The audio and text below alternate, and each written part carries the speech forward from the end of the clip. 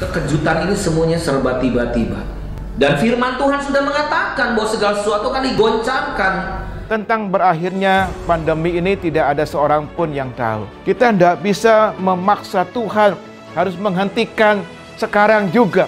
Tapi kita harus yakin, saudaraku, bahwa sebagaimana firman Tuhan katakan bahwa Dia membuat segala sesuatu indah pada waktunya. Tuhan mau kita belajar percaya bahwa di tengah-tengah situasi yang sulit, Tuhan adalah Tuhan yang tetap pegang kendali atas kehidupan kita. Apapun keadaan yang terjadi, Tuhan Yesus ada bersama dengan kita. Tuhan yang pernah menolong kita di waktu yang lalu adalah Tuhan yang sama yang menolong kita di hari ini. Hasil akhir bukan di tangan corona. Hasil akhir tetap di tangan Yesus Kristus. Dialah Tuhan yang berdaulat. Dialah Tuhan yang tetap pegang kendali atas kehidupan kita. 2021, saya yakin akan menjadi tahun percepatan, di mana doa-doa kita akan dijawab 2 kali lipat dari sebelumnya. Mujizat akan terjadi 2 kali lipat dari sebelumnya. Pemulihan akan terjadi 2 kali lipat dari sebelumnya. Dan juga berkat-berkat akan mengalir 2 kali lipat dari sebelumnya. Year of Acceleration.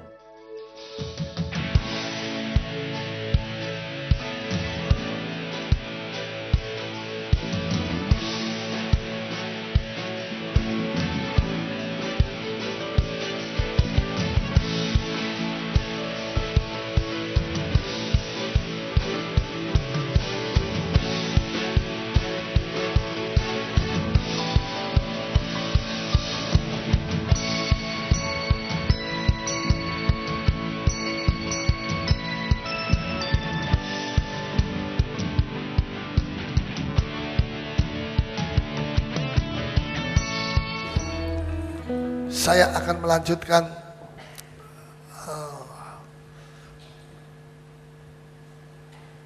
pelajaran minggu lalu, Jumat lalu, tentang halangan doa.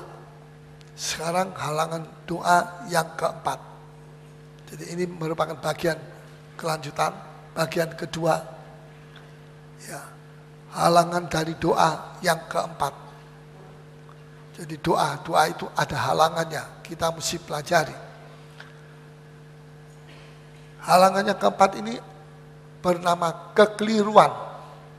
Katakan sama-sama, kekikiran. Wah, ini iblis mau robah saya. Kekikiran, katakan sama-sama.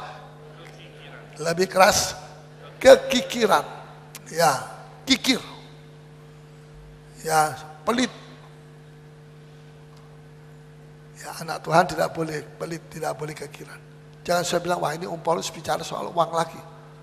Ya, saya tidak mau, saudara pernah mendengar setiap hari Minggu saya khotbah tentang uang? Tidak pernah. Kalau Tuhan tidak taruh dalam hati saya, sampaikan itu. Saya tidak akan sampaikan.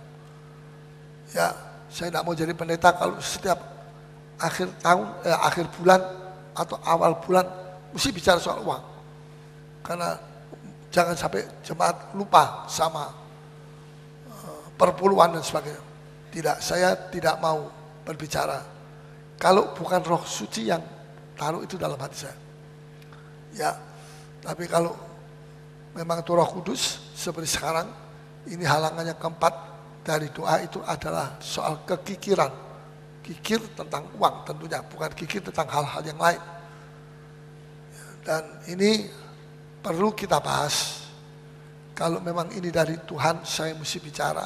Saya memang tidak takut untuk berbicara. Ya, Tuhan tahu motivasi saya bersih, tidak ada keinginan akan uang dan sebagainya. Ya, telat kalau baru sekarang saya ingin akan uang. Sudah melayani Tuhan 45 tahun, baru sekarang kepingin duit. Wah, itu terlambat itu. Kok bisa begitu? Paulus Yedidia tidak. Ya, sedangkan dulu waktu saya masih sengsara, pada tahun-tahun awal melayani Tuhan di sini, di tempat ini, saya tidak mau mengotori hati saya dengan keinginan akan uang. Apalagi sekarang saya sudah diberkati sama Tuhan. Untuk apa saya mau ingin sama duit lagi? Untuk apa? Ya, saya tidak perlu memiliki uang begitu banyak untuk diri saya. Ya, kalau untuk pekerjaan Tuhan, ya itu Tuhan yang punya, Tuhan yang mau. Mari kita baca Amsal 21 ayat 13. 21 ayat 13. Silakan dibaca. Ya. Siapa menutup telinganya bagi jeritan orang lemah? Siapa yang menutup telinganya bagi jeritan orang lemah? Jeritan orang lemah itu orang miskin dalam terjemahan sehari-hari. Ya, terus? Tidak akan menerima jawaban. Ya, tidak akan menerima jawaban. Kalau apa? Kalau ia sendiri berseru-seru. Kalau sendiri dia berseru-seru kepada Tuhan, ya, tidak akan mendapat jawaban. Karena dia tidak mau mendengarkan atau menutup telinganya terhadap jeritan orang lemah. Maka pada waktu dia sendiri butuh pertolongan, dia tidak akan menerima jawaban itu. Walaupun dia sendiri berseru-seru. Dalam terjemahan sehari-hari dikatakan begini, orang yang menutup telinganya terhadap jeritan orang miskin, orang lemah itu orang miskin.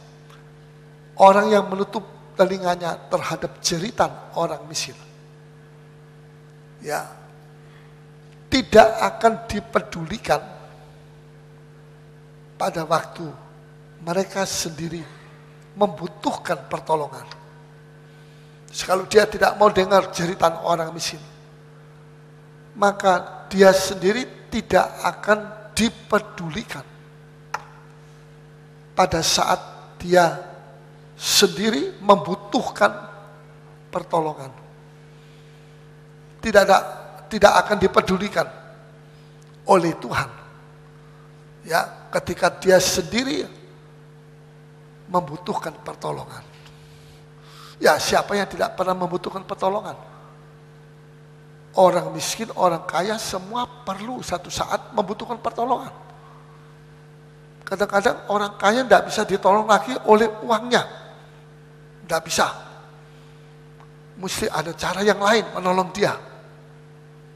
Ya, jadi tidak selamanya uang bisa menolong.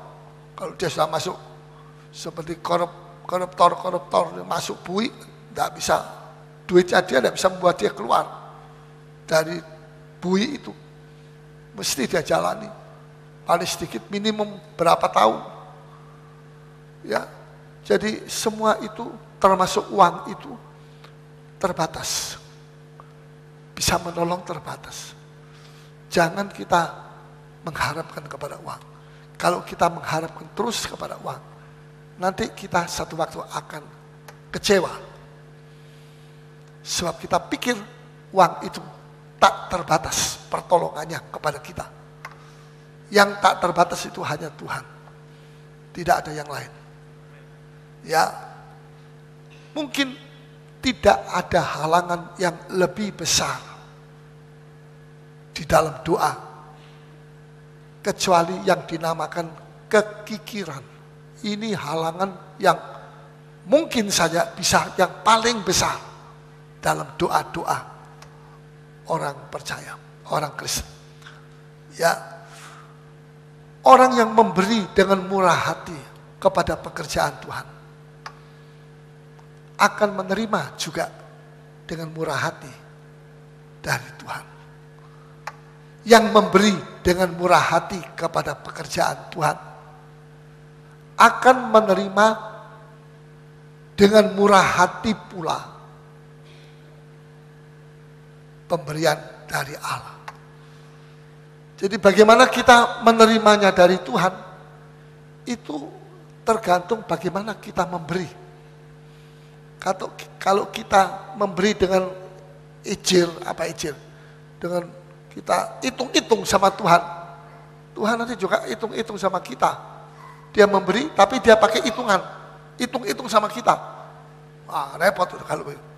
Tapi kalau kita memberi dengan murah hati, kita akan menerima juga dengan murah hati dari Tuhan. Jadi bagaimana kita menerima dari Tuhan itu tergantung bagaimana kita memberi kepada pekerjaan Tuhan. Kalau kita memberi dengan murah hati, kita menerima juga dengan murah hati dari Tuhan. Tuhan itu maha murah, tapi dia memberi sesuai dengan sikap kita memberi. Dia memberi kepada kita sesuai dengan sikap kita memberi kepada pekerjaan Tuhan. Itu artinya dari Amsal 21 ayat 13. Ya, saudara, dalam Lukas 6 ayat 38 dikatakan, berilah, maka kamu akan diberi. Beri. Jadi saudara mau diberi? Saudara mau diberi oleh Tuhan? Mau? Mulai dengan apa? Berilah aku Tuhan. Mulai dengan berilah aku Tuhan. Mulai dengan aku menerima Tuhan dari Engkau.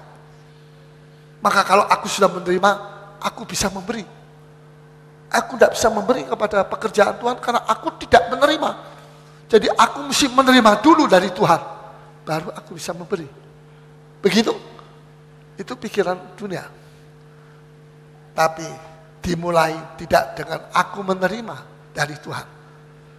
Dimulai dengan memberi. Aku memberi. Maka nanti aku juga akan menerima dari Tuhan. Seperti sifatnya aku memberi dengan murah hati, ya, dengan tidak ijir. Apa itu ijir? Tidak hitung-hitung, ya itu main hitung-hitung. Kita kok mau hitung-hitung sama Tuhan? Kita tuh menang atau menang siapa? Menang kita atau menang Tuhan? Jangan kita ijir sama Tuhan. Jangan kita hitung-hitung sama Tuhan. Kalau Tuhan hitung-hitung sama kita, wah, repot nanti. Jadi dimulai dengan memberi, maka kita akan menerima. Bukan terima dulu, baru saya bisa memberi. Tidak, itu dunia. Coba kita baca Lukas 6 ayat 38. Jadi terbalik ya. Pikiran dunia itu terbalik daripada pikiran Kristus. Lukas 6 ayat 38. Berilah dan kamu akan diberi. Ya, berilah. Dimulai dengan apa? Memberi. Memberi dulu. Ya, saya tidak punya duit. Nah, disitulah iman kita harus bergerak. Dalam ayat 38 tadi dikatakan lagi sekali. Berilah dan kamu akan diberi. Beri, lebih dulu kita memberi. Terus kita akan diberi. Terus suatu takaran yang baik. Satu takaran yang baik. Yang dipadatkan. Ya, yang dipadatkan. Yang diguncang. Sudah pergi di pasar biasanya. Nggak tahu sekarang masih ada atau tidak. Kalau orang jual beras itu, ya 1 liter. Ya, pakai aluminium. Ya, 1 liter. Takaran. Tapi di pantatnya itu dimasukkan dalam begitu. Dalam sekali masuknya. Ya, sampai 1/10 liter mungkin. Jadi sudah tidak 1 liter lagi, 9/10 liter. Ya. Terus itu takaran yang tidak betul. Ya, tapi di sini dikatakan berilah dan kamu akan diberi suatu takaran yang baik. Tuhan, takarannya Tuhan tuh tidak pernah menipu kita. Terus yang dipadatkan. Nah, setelah itu dipadatkan. Kalau sudah masukkan di dalam karung, beras masuk karung, cuma diisi saja. Sudah ini, bawa. Belum tentu itu isinya 1 karung. Berapa 1 karung isinya? Satu kintal beratnya. Misalnya 1 kintal, enggak sampai 1 kintal ya. Enggak, belum tentu sampai 1 kintal. Kecuali kalau dipadatkan. Karungnya dikocok-kocok begini. Dengan 2 orang, kocok. Masukkan, dipukul sampai padat. Itu isinya banyak. Nah, Tuhan tuh begitu sama kita. Ya, takarannya Tuhan sudah betul digoncang, dipadatkan, ya, digoncang, turun lagi, diisi lagi, sampai tumpah keluar. Sampai tumpah keluar. Bayangkan tuh, berapa itu? Lebih dari 100 kilo. Terus? Yang digoncang dan yang tumpah keluar Ya. akan dicurahkan ke dalam ribaanmu. Itu akan dicurahkan dalam ribaan. Terus? Sebab ukuran yang kamu pakai untuk mengukur akan diukurkan kepadamu. Jadi kalau kita pakai ukuran hitung-hitung, ya Tuhan akan hitung-hitung juga sama kita. Jadi kita harus berhati-hati. Ini firman Tuhan. Saya bertanggung jawab untuk mengajarkan kepada saudara. Supaya saudara jangan mengatakan, saya tidak tahu, saya tidak pernah diajar ini ayat ini, saya tidak ngerti itu. Apa takaran yang mesti digoncang, yang mesti dipadatkan, yang mesti ditambah, sampai tumpah keluar semua itu. Saya tidak pernah mendengar ini. Nah itu nanti saya sebagai gembala bisa ditanya sama Tuhan nanti, kamu mengajar itu takut sama orang atau takut sama aku? Kamu tuh hambaku atau hambanya orang? Paulus, nanti Tuhan tanya begitu sama saya. Jadi saudara, di sini saya menjelaskan. Jadi kalau saudara tidak setuju, itu bukan tidak setuju terhadap saya, tidak setuju terhadap firman. Ya, saya hanya mengajarkan firman Tuhan. Saudara jelas sekali. Jadi ada orang yang mencari-cari apa halangan di dalam doa saya. Ya, sudah tidak perlu kita mencari-cari halangan doa terlalu jauh. Halangan doa itu ada di dekat kita, yang namanya kekikiran. Tidak perlu kita mesti mencari di mana ya halangan doa saya ini apa. Saya berdoa sudah begitu lama kok tidak dijawab sama Tuhan. Di manakah Tuhan engkau? Di manakah jawabanmu? Saya mau tahu halangan doa saya itu di mana. Tidak usah pergi jauh-jauh cari halangan doa. Halangan doa itu seringkali ada di dekat kita. Ya itu yang namanya kekikiran. Ya, tidak sulit untuk mendapatkan itu, menemukan halangan itu. George Muller, dia seorang hamba Tuhan di London tahun 1800 lebih atau 1900 awal. Dia punya 5.000 anak yatim piatu. Ya, banyak yang gratisan tidak bayar. Anak habis perang dunia kedua atau bagaimana? Banyak orang anak-anak Eropa itu, Inggris itu yang tidak punya orang tua mati, jadi tentara mati, tidak ada orang tua, tidak ada yang kasih makan, masuk semua ke George Muller. Ya, dan George Muller ini seorang yang beriman, sangat kuat imannya sederhana tapi kuat. Ya, satu waktu dia mau makan, dia duduk di kepala meja, anak-anak semua kumpul, ayo mari kita berdoa. Dia berdoa, Tuhan kami percaya, padahal tidak ada makanan. Ya, piring-piring ditengkurapkan semua. Ya, dia berdoa, Tuhan engkau terima kasih, engkau sudah sediakan makanan bagi kami.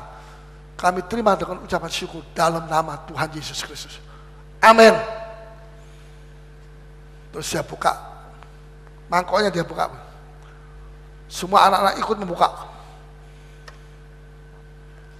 Tidak ada apa-apa, tidak ada bubur kacang hijau juga tidak ada. Ya, bubur beras ya tidak ada, roti tidak ada. Tiba-tiba tidak lama ada suara ketukan. Ya, siapa? Saya. Ya, kemudian George Miller mengatakan kepada pegawainya, buka pintu itu. Tuhan sedang mengirim makanan. Burung-burung di udara sedang mengirim makanan. Waktu dibuka,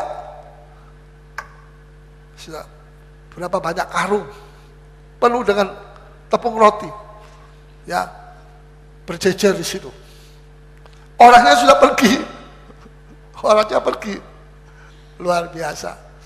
George Miller sampai mati tidak tahu siapa yang mengirim itu.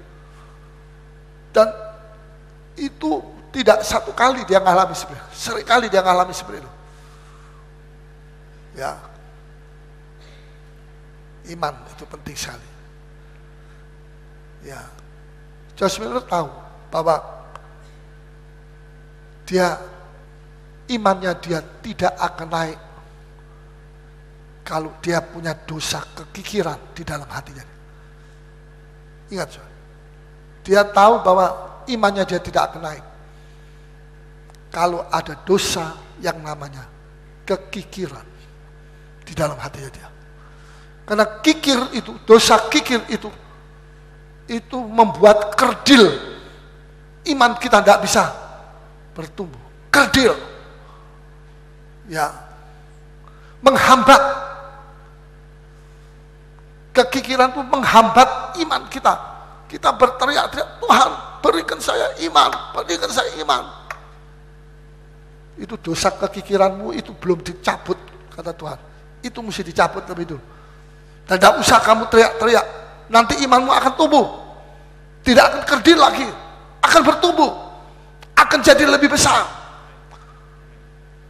Mengapa imanmu tidak bertumbuh? Tidak bisa naik? Karena dosa itu masih ada. Kau pertahankan dosa kekikiran di dalam hatimu. Ya, pastikan. George Miller memastikan dua perkara. Dia memastikan bahwa pemberian Allah itu tidak akan berhenti sampai di dalam tangannya dia. Ini pemberian Tuhan ini. George Miller, terimalah. Ya Tuhan, saya terima.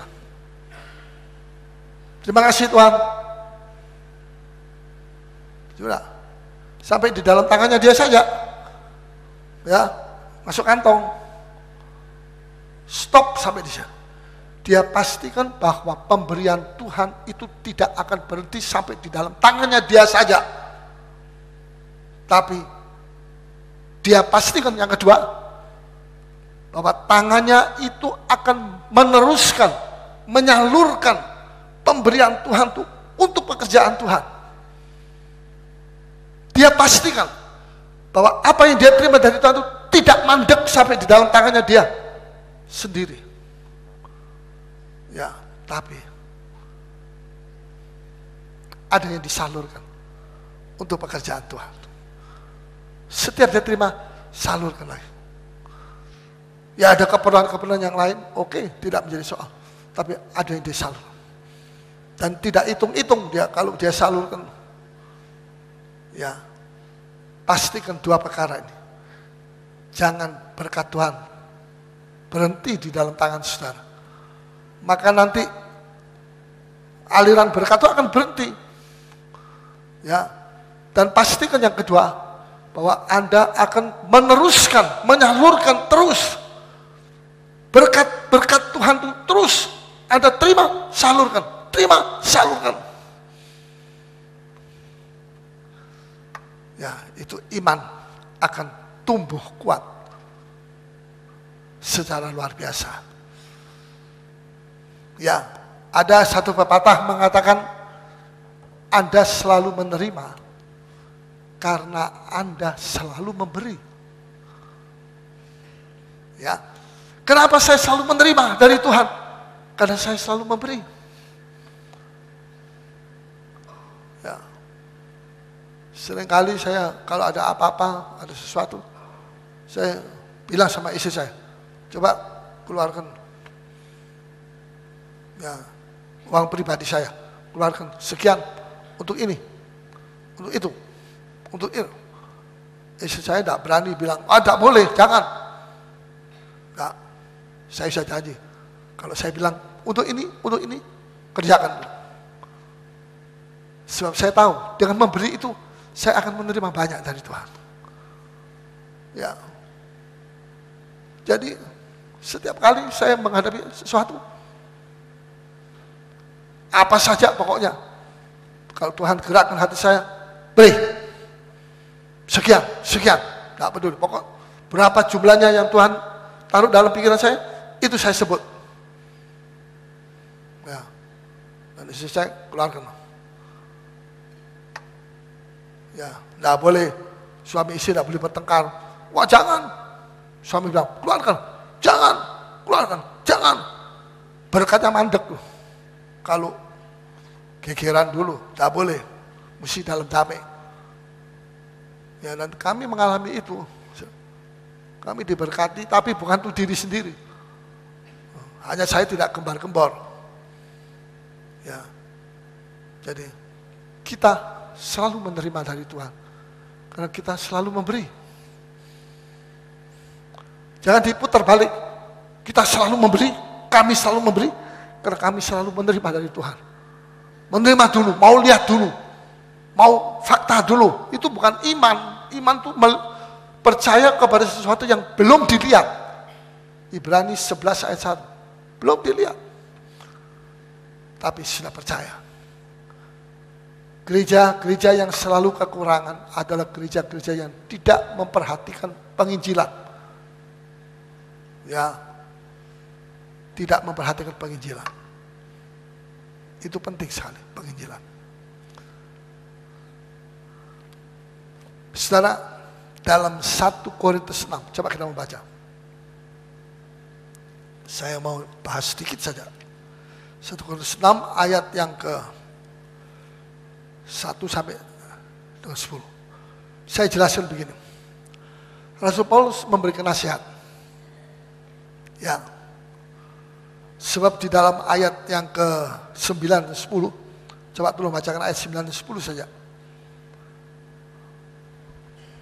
Atau tidak tahukah kamu bahwa orang-orang yang tidak adil tidak akan mendapat bagian dalam kerajaan Allah? Ya, banyak orang berpikir bahwa tidak adil itu bukan dosa. Kikir itu juga bukan dosa. Apa dan? Oh itu sifat manusia, itu sifatnya dia memang kikir. Tapi bukan dosa. Alkitab bilang itu dosa. Terus baca ayat yang ke 9b. Janganlah sesat. Ya. Orang cabul, penyembah berhala, orang berzina, banci, orang pemburit. Ya ini jelas, ini orang-orang begini, ini dosa. Ini berzina, berhala, banci, pemburit, itu suatu dosa. Pencuri, itu dosa. Mencuri, itu dosa. Tapi kikir, itu bukan dosa, itu sifat orang itu. Tapi Bibel bilang, kikir dimasukkan dalam ini juga. Coba terus baca. Pencuri, orang kikir. Orang kikir, nah ini dimasukkan dalam kategori dosa juga. Ya, jadi jangan kita berpikir bahwa ya ada hal-hal yang kita bisa mengatakan itu bukan dosa. Tidak, itu tetap dosa. Terus pemabuk, pemfitnah, dan penipu tidak akan mendapat bagian dalam kerajaan Allah. Tidak akan mendapat bagian di dalam kerajaan Allah. Ya, jadi hati-hati. Kita mesti berhati-hati. Misalnya soal makan. Makan itu dosa atau tidak? Nah kalau makan dosa ya jangan makan semua, mati semua. Karena makan dosa katanya. Makan tidak dosa. Ya. Tapi jadi kita ini makan untuk hidup. Tidak dosa. Tapi ada orang hidup untuk makan. Hidup untuk makan. Bisa ngerti? Sudah kok seperti tidak ngerti. Hidup untuk makan. Nah, kalau makan untuk hidup, karena ada dalam makanan ada nutrisi, ada vitamin dan sebagainya, itu oke. Tapi banyak orang Kristen juga hidup untuk makan. Makan, terus makan, terus makan, terus. Ya. Hidup seperti itu, hidup yang dikuasai oleh makanan, yang diikat dan diperhamba oleh makanan. Ya. Dan hidup yang seperti ini, hidup untuk makan, biasanya mengakibatkan penyakit diabetes. Terlalu banyak makan sampai gulanya naik. Sakit jantung. Karena terlalu banyak makan fat. Babi ya, yang fatnya itu fat masuk di jantung, nyelundup di situ dia. Sakit jantung dia. Mesti operasi dan sebagainya. Ya. Kanker usus. Ya, tahu usus tempat jalanannya makanan. Ya, bagaimana bisa jadi kanker di situ? Kanker hati, stroke, tekanan darah terlalu tinggi. Ya, karena darahnya terlalu kental, penuh fat, tidak bisa jalan yang bagus. Uratnya itu, darahnya itu seperti air got yang kental sekali, atau air strop yang kental sekali. Jadi jalannya itu mesti disorong begitu supaya darahnya jalan. Kalau tidak bisa nyorong lagi, dia jantungnya sudah kuat memompa. Kasihan, jantung kita ini selalu mesti memompa yang berat sekali. Akhirnya tersumbat, jadilah stroke di situ dia. Ya. Makanan menyebabkan banyak penyakit terjadi sekarang. Ya, zaman dulu jarang orang kena stroke karena makan rujak. Enggak pakai cengurnya itu yang bikin stroke. Makan rujak, makan tahu. Wah, itu makanan-makanan dari pohon-pohon. Tahu itu dari tempe, dari apa itu namanya? Itu sudah tahu, sudah. Ya, makan ketela, ya, dan sebagainya. Makanan yang hijau-hijauan. Makan apa itu, daun papaya. Hari-hari makan papaya sampai mukanya kayak papaya. Pajak papaya. Ya, sehat. Ya, makanannya papaya. Orang di hutan, di desa lebih sehat dari orang di kota. Yang kena stroke itu kan di kota. Ya, kota itu. Apalagi kalau kota Jakarta itu sudah bukan stroke lagi itu. Ya. Jadi hati-hati. Kita hidup bukan untuk makan. Jangan makan kelewatan. Kelewatan yang diperlukan, yang dibutuhkan segini, makan segini. Ya, kencing manis akhirnya. Ya. Ada orang bilang kencing manis itu keturunan. Ya, saya juga kencing manis karena keturunan. Ya, tapi juga kalau tidak hati-hati karena makanan bisa jadi. Ya, mama saya memang kena kencing manis, tapi saya mesti berjaga. Ya, jadi dokter bilang, wah ini heran sekali, mulai kapan kena kencing manis? Sejak saya menikah. Jadi itu 40 tahun yang lalu. Kok cuma kencing manis saja? Dokter itu heran. Kok biasanya itu kalau orang kencing manis ya 40 tahun mesti pergi ke liver, pergi jantung, pergi stroke, itu kencing manis diabetes itu ibunya segala, kayak babil saja, ibunya segala penyakit. Itu pergi mana-mana dia nanti. Memang betul itu yang diomong dokter itu betul. Tapi Pak pendeta ini kok cuma kencing manis saja? Itulah mujizat Tuhan, Pak dokter. Wah, kalau saya ngomong mujizat Tuhan, dia diam. Dia gele-gele kepala. Kok bisa dilokalisasi kencing manis saja? Ya, dokter tanya sama Tuhan. Tuhan yang jaga saya. Ya, Tuhan tidak izinkan saya kena penyakit-penyakit yang lain. Ya, dan uji manis saya juga jaga. Ya, setiap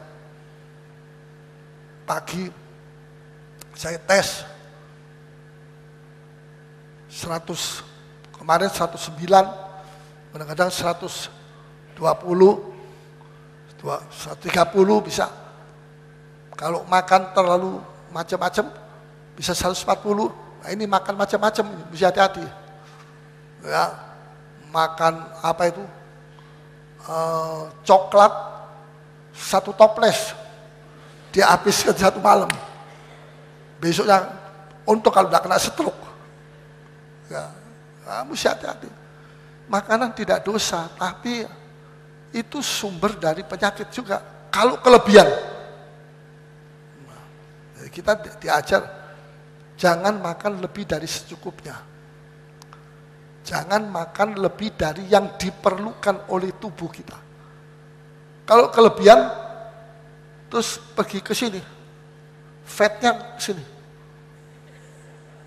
pergi ke sini, pergi ke sini, pergi ke sini, pergi ke sini. Ponoknya kalau ini ada 1, 2, 3. Ya, saking gemuknya, ya, itu sudah kelebihan. Saya tidak menyinggung saudara-saudara yang gemuk. Kebetulan tidak ada yang gemuk di sini, semua lurus-lurus, puji Tuhan. Baik, ya, jadi bukan dosa, tapi mesti hati-hati. Ya, Tuhan mau. Rasul Paulus mengatakan saya tidak mau membuat diri saya diperhamba oleh sesuatu. Coba kita baca ayat 12. 1 Korintus 6 ayat 12. Ya. Segala sesuatu halal bagiku. Ya.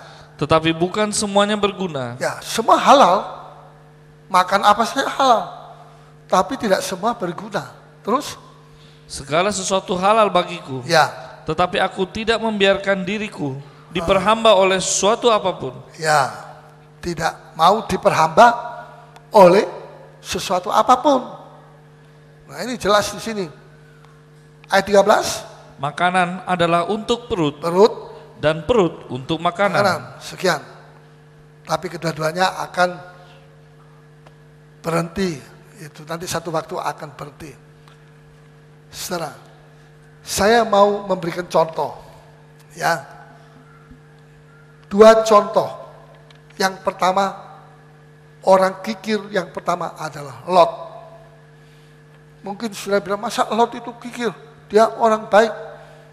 Betul, tapi saya mau jelasin sama saya. Dia adalah orang benar, tapi orang benar yang kikir. Dalam hidupnya dia tidak pernah ditulis di dalam kitab Kejadian bahwa dia membangun mezbah untuk Tuhan. 1 kali saja tidak pernah ditulis membangun mezbah. Ya, mezbah itu untuk Tuhan toh. Itu persembahan persembahannya dia kepada Tuhan. Tidak membangun mezbah berarti tidak punya mezbah. Tidak punya mezbah berarti tidak mempersembahkan apa-apa kepada Tuhan. Beda dengan Abraham. Dia membangun sampai 3 kali disebut. Dia membangun mezbah. Kemana lagi dia pergi? Di situ dia membangun. Selalu kalau di tempat yang baru, dia membangun mezbah. Sehingga orang tahu juga bahwa dia itu pengikutnya Yehova. Ya, Yehova. Ya. Ishak juga membangun mezbah. Disebut. Yakub 2 kali Yakub dikatakan membangun mezbah. Abraham, Ishak, Yakub. Ini Tuhan cinta 3 orang ini. Sebab itu dikatakan Allah itu Allahnya Abraham, Allahnya Ishak, Allahnya Yakub. 3 ini. Sebab pada waktu itu Yesus belum datang ke dunia. Ditanya siapa Allahmu? Mereka tidak bisa bilang saya Tuhan Yesus mati disalib. Oh, Yesus belum datang. Perjanjian lama masih Ya, mau ngomong identitasnya Tuhan itu siapa? Sulit untuk menjelaskan kepada orang zaman Abraham itu. Ya, jadi akhirnya Tuhan bilang, sebutkan saja, aku ini Allahnya Abraham. Wah, ini satu kehormatan. Coba kalau dikatakan Allahnya Beni, nah, Allahnya Beni, ya, Allahnya siapa lagi? Matiro, Allahnya Condro. Wah, itu orang-orang yang disebut Allahnya itu orang-orang yang dapat kehormatan luar biasa itu. Ya, Allahnya Abraham. Wah, Abraham itu siapa kok bisa Tuhan percaya namanya ditaruh pada Abraham? Allahnya Ishak dan Allahnya Yakub, 3 orang ini. Itulah Allah yang menciptakan langit bumi. Wah, ini Abraham, Ishak, Yakub ini 3 orang ini lebih dari jenderal-jenderal, lebih dari raja-raja. Sehingga Allah percaya dia bisa boleh disebut sebagai Allahnya dari 3 pendekar. Ya. Kesimpulannya Lot itu kikir. Tidak mau bangun mezbah. Tidak ada satu ayat. Coba kita baca dengan cepat saja. Kejadian 12 ayat 7. Kejadian 12 ayat 7. Ini kita periksa Abraham lebih dulu. 12 ayat 7. Ketika itu Tuhan menampakkan diri kepada Abram dan berfirman, Aku akan memberikan negeri ini kepada keturunanmu. Maka didirikannya di situ mezbah bagi Tuhan, yang telah menampakkan diri kepadanya. Nah, ini mezbah pertama yang dibangun oleh Abraham. Yang kedua, pasal 13 ayat 18. Ya, sesudah itu Abram memindahkan kemahnya dan menetap di dekat pohon-pohon terbantin di Mamre, dekat Hebron. Lalu didirikannya lah mezbah di situ bagi Tuhan. Mezbah yang kedua, dia bangun di kota lain, di tempat lain, Hebron. Terus yang ketiga, ayat pasal 22 ayat 9. 22 ayat 9. Sampailah mereka ke tempat yang dikatakan Allah kepadanya. Lalu Abraham mendirikan mezbah di situ. Nah, membangun mezbah yang ketiga. Yang mana korban yang dipersembahkan itu bukan lagi binatang, tapi anaknya yang tunggal, yaitu Ishak. Terus disusunnya kayu, diikatnya Ishak, anaknya itu, dan diletakkannya di mezbah itu, di atas kayu api. Dia bangun mezbah ketiga. Ya, anaknya yang ditaruh. Luar biasa. Sekarang Ishak, apakah dia pernah membangun mezbah? Pasal 26 ayat yang ke-20, ayat 25. Sesudah itu Ishak mendirikan mezbah di situ, dan memanggil nama Tuhan. Ia memasang kemahnya di situ. Dia membangun mezbah. Ishak juga membangun mezbah, niru bapaknya. Makanya kita mesti jadi contoh, bapak. Kita ini jangan jadi bapak yang tidak jadi contoh, mesti jadi contoh buat anak kita. Ya, dan yang ketiga, Yakub pasal 33 ayat yang ke-20. Bagaimana Yakub 33 ayat 20?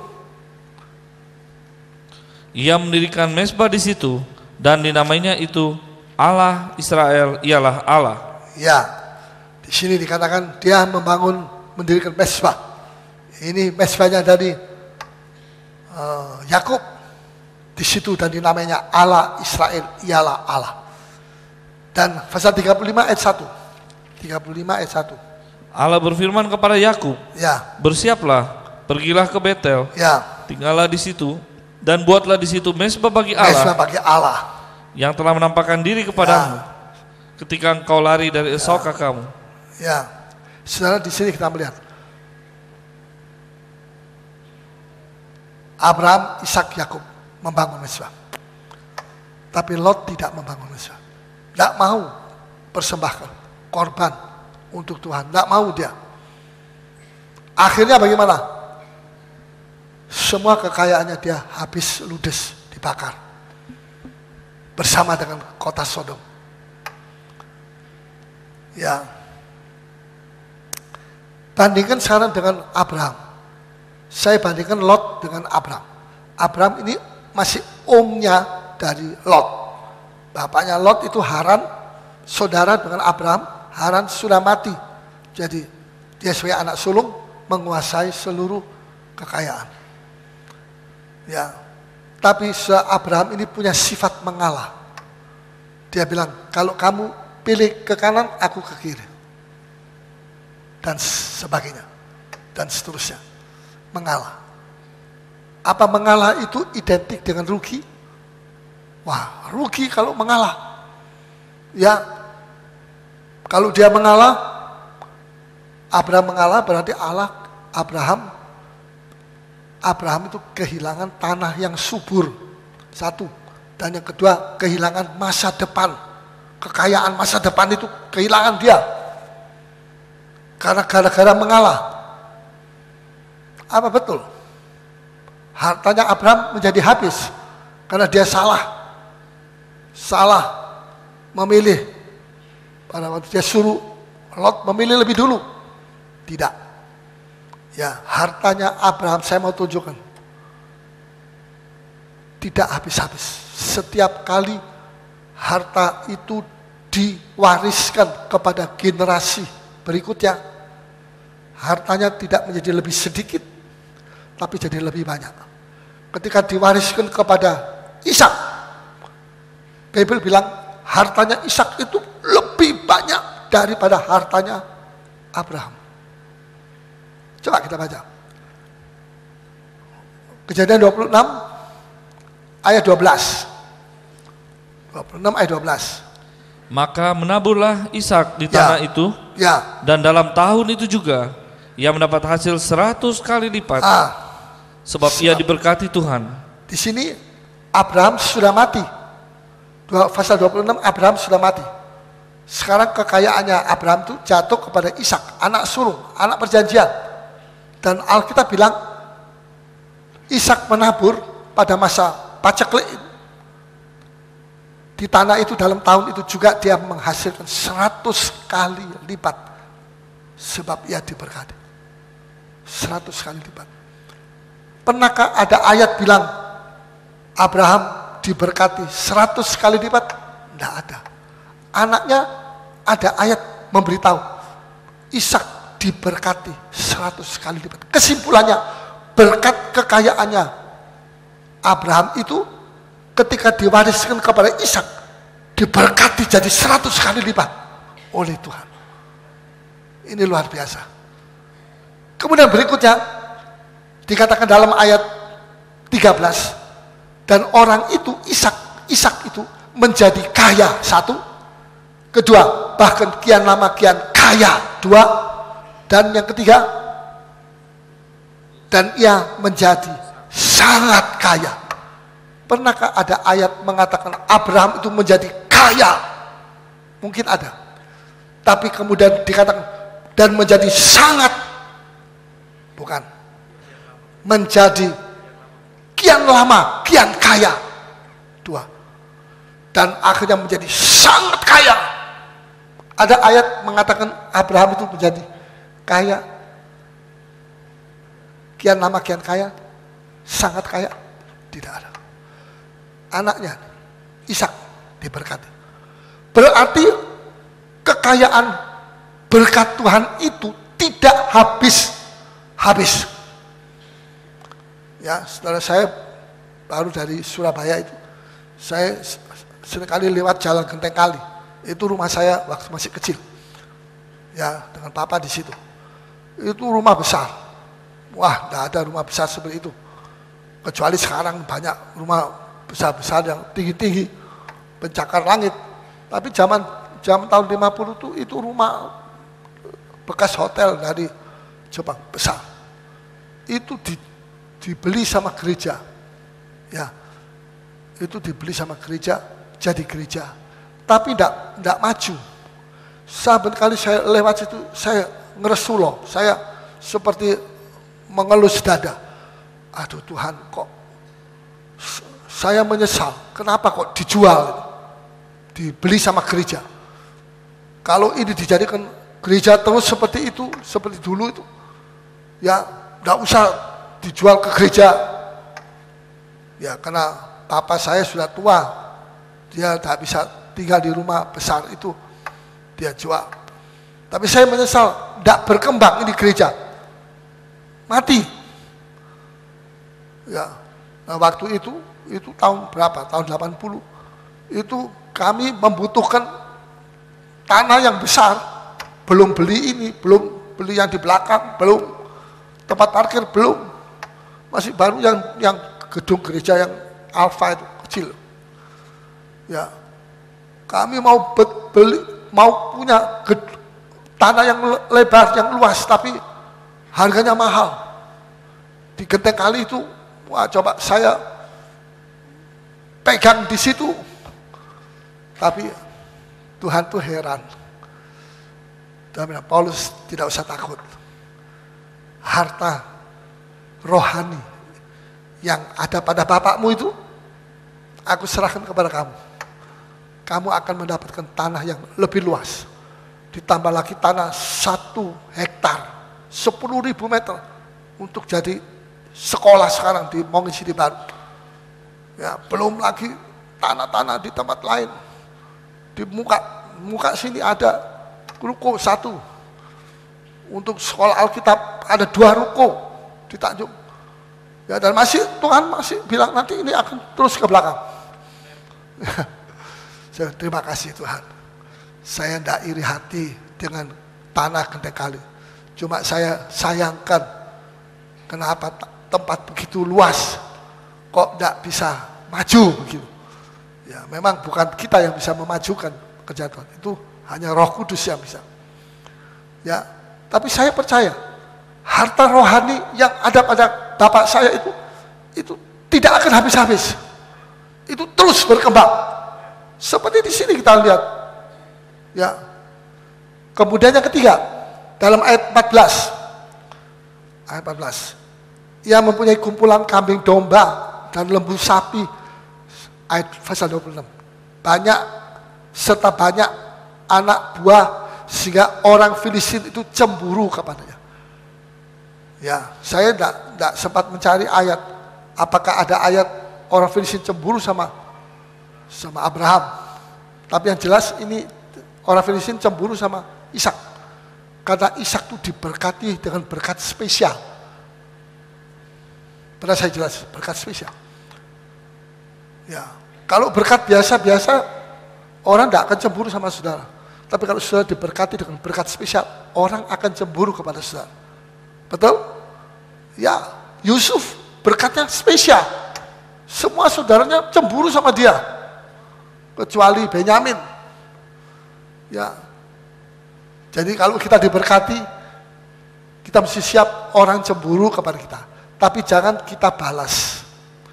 Kita mesti membalas dengan kasih kepada dia. Ya. Jadi di sini kita melihat Abraham sendiri tidak pernah mendapat berkat spesial kecuali berkat dia akan melahirkan Mesias, akan mempunyai anak Mesias. Jadi saudara, di sini saya mau menunjukkan kepada saudara berkatnya Abraham tidak habis-habis sampai generasi kedua juga diberkati. Ishak sampai generasi ketiga juga diberkati. Generasi ketiga itulah Yakub, saya gabung dengan Yusuf. Zaman Yusuf, waktu itu dia jadi raja muda, Perdana Menteri. Dia menguasai aset seluruh negeri Mesir. Itu semua dalam tangannya dia. Fasilitas yang dipakai oleh Yusuf, fasilitas rumah, fasilitas kendaraan kencana, kendaraan emas, ya kayak seperti Andong di Jogja, ya itu kayu, tapi ini emas. Itu bukan fasilitas direktur atau direktur umum, bukan fasilitas yang dipakai oleh Yusuf itu fasilitas menteri, mobilnya menteri atau mobilnya presiden yang panjang itu. Ya, panjang sekali itu mobilnya presiden. Bukan itu, tapi fasilitas raja, penguasa tunggal. Ya, waktu Yakub memberitahu, saudara-saudara Yusuf memberitahu kepada Yusuf, papa masih hidup. Yusuf nangis, masuk kamar nangis dia. Sebab dia pikir dia tidak akan ketemu lagi dengan papanya yang tercinta. Terus dia bilang, oke, sekarang saya akan kirim kereta-kereta yang berkuda, entah berapa banyak, kirim ke Israel. Ambil papa, semua kamu, keluarga kamu, semua berapa ratus orang, naikkan semua di kereta, kembali ke Mesir, tinggal di sini, di tanah Goshen. Aku akan pelihara kamu. Waktu tentara semua mengawal, tentara dari Mesir, ini kehormatan, sampai di rumahnya Yakub, anak-anaknya bilang, "Pak, sekarang kita akan pergi ke Mesir. Kita akan tinggal bersama Yusuf. Yusuf masih hidup. Ya, Yusuf tidak mati. Kami ini berdusta kepada papa. Kami minta ampun. Ya, ayo sekarang Pak, pergi ke Mesir." Yusuf bilang, tak percaya dia. Kamu mau bikin saya mati? Ya, kamu bilang Yusuf sudah mati. Sekarang giliran saya yang mati di tengah jalan. Sama sekali saya tidak mau pergi. Tapi ketika kereta emas, ini emas betul ini. Bukan emas orang Jawa. Enak kalau emas. Ya, Mas Yusuf juga enggak. Ini kereta emas. Keretanya Yusuf sendiri ini. Dibikinkan sama Firaun.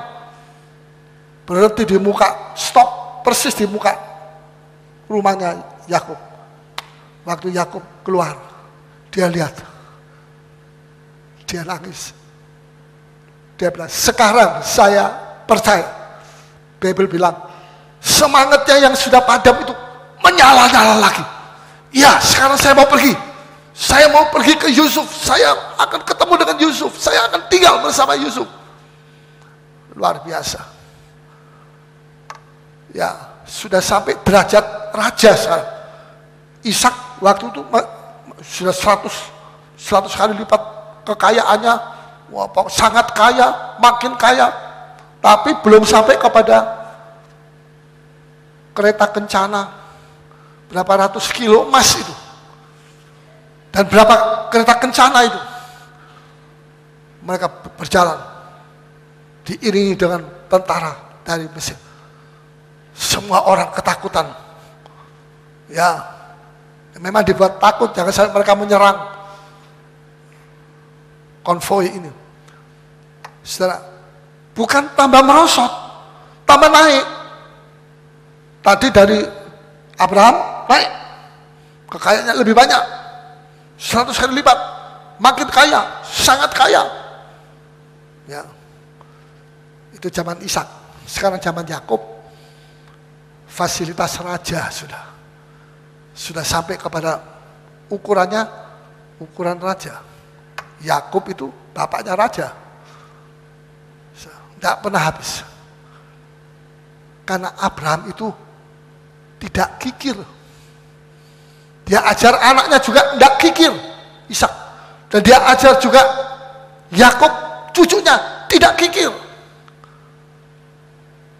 Sehingga dia bisa mempunyai fasilitas raja. Luar biasa. Beda dengan Nabal. Ini yang terakhir, Nabal. Kikir. Dan apa yang terjadi?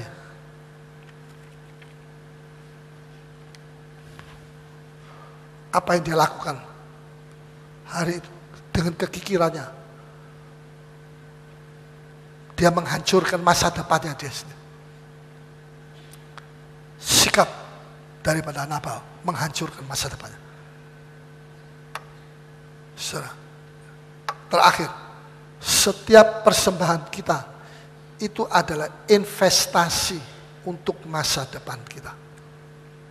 Ya, kalau Nabal dia mau memberi kepada Daud beberapa ekor lembu, ya kambing domba,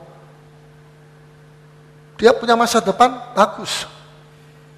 Karena itu investasi. Daud tidak memaksa, saya minta 1000 kambing, 1000 domba.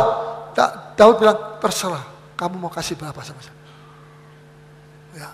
Tidak bisa. Waduh, kikirnya mulai keluar. Dan akhirnya Nabal hancur masa depannya. Jadi saudara, setiap persembahan kita itu investasi untuk masa depan.